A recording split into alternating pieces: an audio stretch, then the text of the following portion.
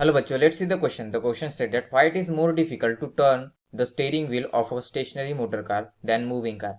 सो हमें यहाँ पर पूछा गया है कि एक स्टेशनरी मोटर कार का जो व्हील है उसे घुमाना क्यों मुश्किल होता है एज कम्पेयर टू अगर वो कार मूविंग हो तो. सो ये प्रॉब्लम किससे रिलेटेड है? This problem is related to key concept of this problem. क्या होगा? Key concept static friction.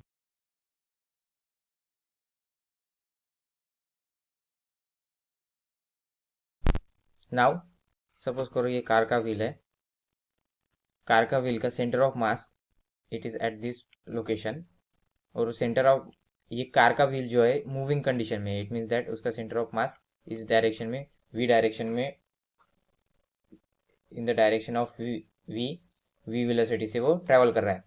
Therefore और साथ में ये यहाँ पर रोलिंग मोशन भी परफॉर्म कर रहा है. Therefore it has angular velocity that is omega.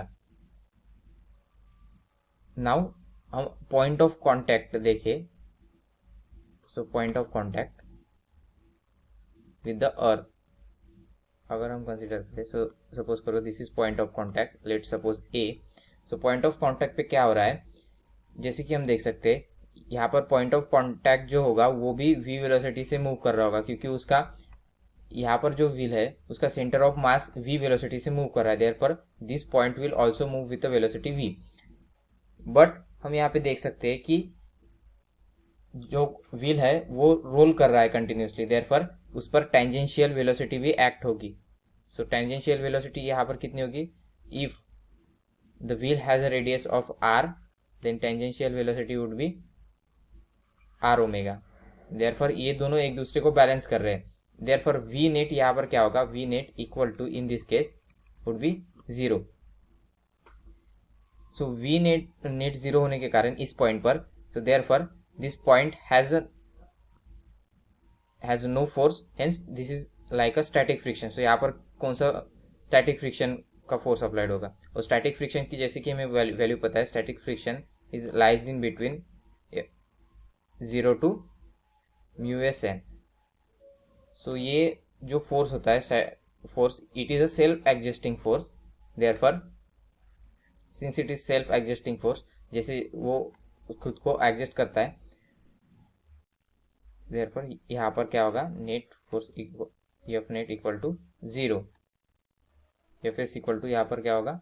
Zero. F net instead of F net we can use the F S. तो एफ एस इक्वल टू क्या होगा यहाँ पर? जीरो. बट अगर इन केस ऑफ अगर हम इस व्हील को कंसिडर करें which is at a rest position, so उस केस में क्या होगा? So instead of performing this rolling motion, ये जो व्हील होगा, ये wheel,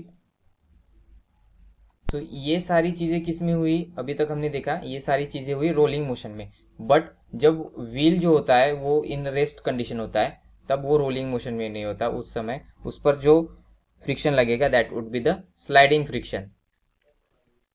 sliding friction. so it will have value of mu s n.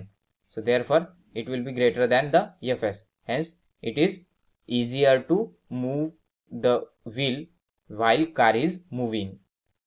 so therefore जब कार रेस्ट में होती है उसे मूव करना आसान नहीं होता as compare to car moving है.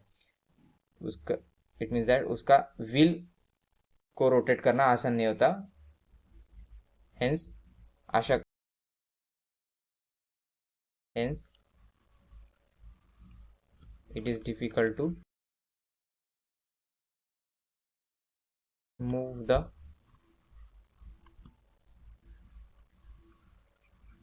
wheel of the car in a rest condition, at rest. तो आशा करता हूँ आपको सोल्यूशन समझ में आया होगा. Thank you.